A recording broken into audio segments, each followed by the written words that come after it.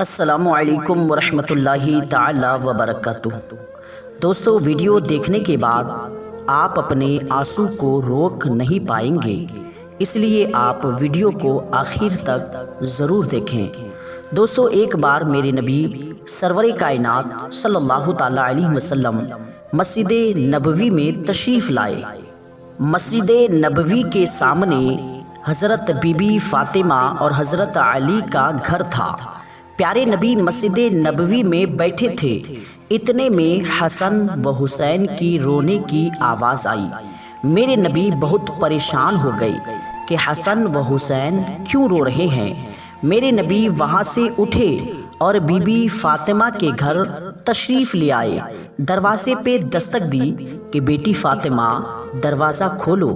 Be be Fatima بولی، اے ابو جان، میرے پاس اتنی بڑی چادر نہیں ہے کہ میں اپنے اوپر اوڑھ سکوں۔ میری چادر پھٹ چکی ہے، میں اپنے پاؤں کو ڈھکتی ہوں تو سر ننگا ہو جاتا ہے، سر ڈھکتی ہوں تو پاؤں ننگا ہو جاتا ہے۔ جب میرے نبی نے یہ سنا تو اپنی چادر دیوار کے اس پار پھینک دی۔ بی بی فاطمہ نے وہ چادر اوڑھ لی، پھر دروازہ کھولا۔ جب میرے نبی سرور کائنات صلی اللہ تعالی علیہ وسلم اپنی بیٹی کے چہرے کی طرف دیکھا تو آپ صلی اللہ تعالی علیہ وسلم بہت پریشان ہو گئے، کیونکہ بی بی فاطمہ کا چہرہ بالکل پیلا ہو چکا تھا، آنکھوں کا رنگ بالکل کالا ہو چکا تھا اور بہت کمزور ہو چکی تھی۔ پیارے نبی صلی اللہ تعالی علیہ وسلم نے پوچھا، اے بیٹی فاطمہ، تجھے کیا ہوا ہے؟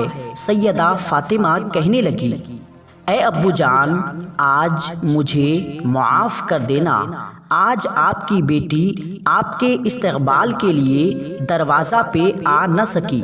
یا رسول اللہ صلی اللہ تعالی علیہ وسلم، آپ کی بیٹی کئی دنوں سے بھوکی ہے، بھوک کی وجہ سے اتنی کمزور ہو چکی ہے کہ چارپائی سے اٹھا بھی نہیں جاتا۔ بی بی فاطمہ کہنے لگی، میرے سر کے تاج حضرت علی رضی اللہ تعالیٰ عنہ اسلام کے خاطر جنگ میں گئے ہیں اور گھر میں کھانے کے لیے کچھ بھی نہیں ہے، یہ کہہ کر حضرت فاطمہ رونے لگی۔ یہ باتیں سن کر میرے نبی بھی رونے لگے اور کہنے لگے، میں مسجد نبوی میں تھا، حسن و حسین کی رونے کی آواز میری کانوں تک پہنچی، میں پریشان ہو کر تمہارے گھر آیا۔ حسن و حسین کیوں رو رہے ہیں؟ بی بی فاطمہ بولی، ابو جان روئے نہیں تو کیا کرے؟ حسن و حسین 2 دن سے بھوکے رو رہے ہیں۔ پیارے نبی صلی اللہ تعالی علیہ وسلم نے اپنا مبارک ہاتھ بیٹی فاطمہ کے سر پہ رکھا اور فرمایا، صبر کرو، اور امام حسین کو گود میں لیا اور اپنا مبارک انگلی امام حسین کے منہ میں ڈالی۔ امام حسین انگلی کو چوسنے لگا اور خاموش ہو گیا۔ امام حسن کو اپنے کاندھا پہ اٹھا لیا، حسن نے بھی خوب آرام پایا۔ اسی طرح دونوں شہزادے آرام سے سو گئے۔ اتنے میں مسجد نبوی میں اذان ہوئی، آواز گونجنے لگی۔ بی بی فاطمہ نے اپنا جانماز بچھا کر نماز پڑھنے کے لیے کھڑی ہو گئی۔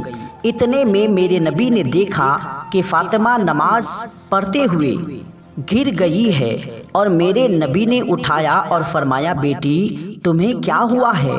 فاطمہ کہنے لگی، بابا جان، آج آپ کی بیٹی کا 4تھے دن کا فاقہ ہے، اس لیے میں کمزوری کی وجہ سے گر گئی ہوں۔ میرے نبی سرور کائنات صلی اللہ تعالی علیہ وسلم نے دیکھا کہ بی بی فاطمہ کے پیٹ میں 3 پتھر باندھے ہوئے ہیں۔ میرے نبی نے فرمایا، اے بیٹی یہ کیا ہے؟ بی بی فاطمہ کہنے لگی، ابا جان، جب پہلے دن کھانے کے لیے کچھ نہ تھا تو میں نے ایک پتھر پیٹ میں باندھ لیا۔ جب دوسرے دن گھر میں کھانے کے لیے کچھ نہ تھا تو میں نے دوسرے پتھر کو پیٹ میں باندھ لیا۔ جب تیسرے دن بھی کچھ نہ تھا کھانے کے لیے تو میں نے تیسرا پتھر پیٹ میں باندھ لیا۔ اور آج آپ کے بیٹی کا چوتھا دن فاقہ کا ہے، یعنی بی بی فاطمہ 4 دن سے بھوکی تھی۔ یہ کہہ کر بی بی فاطمہ زیادہ رونے لگی۔ پیارے نبی صلی اللہ تعالیٰ علیہ وسلم نے فرمایا، اے میری بیٹی فاطمہ، مصلے کا پلہ اٹھا۔ جب بی بی فاطمہ نے مصلے کا پلہ اٹھایا تو دیکھا کہ سونے چاندی کے ڈھیر لگے ہوئے تھے۔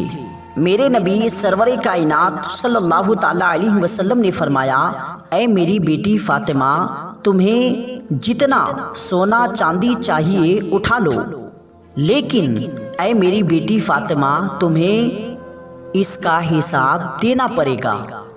بی بی فاطمہ نے ہاتھ بھی نہ لگایا اور جانماز کا پلہ ڈھک دیا اور کہنے لگی، اے ابو جان، مجھے یہ سونا چاندی نہیں چاہیے۔ تو میرے نبی نے فاطمہ کو گلے لگایا اور فرمایا، اے میری بیٹی فاطمہ، تیرا یہ صبر قیامت تک یاد رکھا جائے گا۔ تمہارا شوہر اسلام کی خاطر جنگ میں گئے ہیں، اس لیے گھر میں اناج نہیں ہے۔ اے میری بیٹی فاطمہ، صبر کرو، صبر کرنے والوں کے ساتھ اللہ تعالیٰ ہے۔ اس کے بعد میرے نبی نے اپنے پیٹ سے کپڑا ہٹایا تو فاطمہ نے دیکھا کہ اس کے پیٹ میں 3 پتھر بندھے تھے، جبکہ حضور کے پیٹ میں 4 پتھر بندھے ہوئے تھے۔ پھر میرے نبی سرور کائنات صلی اللہ تعالیٰ علیہ وسلم نے فرمایا، اے بیٹی فاطمہ، تو 3 دن سے بھوکی ہے، جبکہ میں 4 دن سے بھوکا ہوں۔ دوستو، لیکن میرے نبی سرور کائنات صلی اللہ تعالیٰ علیہ وسلم ایسا کیوں کرتے تھے؟ اگر وہ چاہتے تو پہاڑ سونا بن جاتے۔ میرے نبی بھوکے کیوں رہتے تھے؟ صرف اس لیے کہ ان کی امت غریبی کی وجہ سے ایمان کا سودا نہ کرے۔ ان کی امت یہ نہ کہے کہ ہمارے نبی شان و شوکت سے زندگی گزاری ہے، ہم غریبی میں رہ گئے ہیں۔ دوستو، میرے نبی کے اشاروں پر چاند 2 ٹکڑے ہو جاتا تھا۔ آپ کے پسینہ کی خوشبو گلابوں میں مہکتی ہے۔ آپ کے اشاروں پر سورج پلٹ آتا تھا۔ آپ کے اشارے پر پتھر بول پڑتا تھا، لا الہ الا اللہ محمد الرسول اللہ صلی اللہ تعالیٰ علیہ وسلم۔ اللہ تعالیٰ ہمیں بھی پیارے نبی سرور کائنات صلی اللہ تعالیٰ علیہ وسلم کی سنتوں پر عمل کرنے کی توفیق و رفیق عطا فرمائے۔ دوستو، ویڈیو اچھی لگے تو شیئر کریں، لائک کریں، کمنٹ میں ماشاءاللہ ضرور لکھیں، چینل کو سبسکرائب ضرور کر لیں۔ بہت بہت شکریہ۔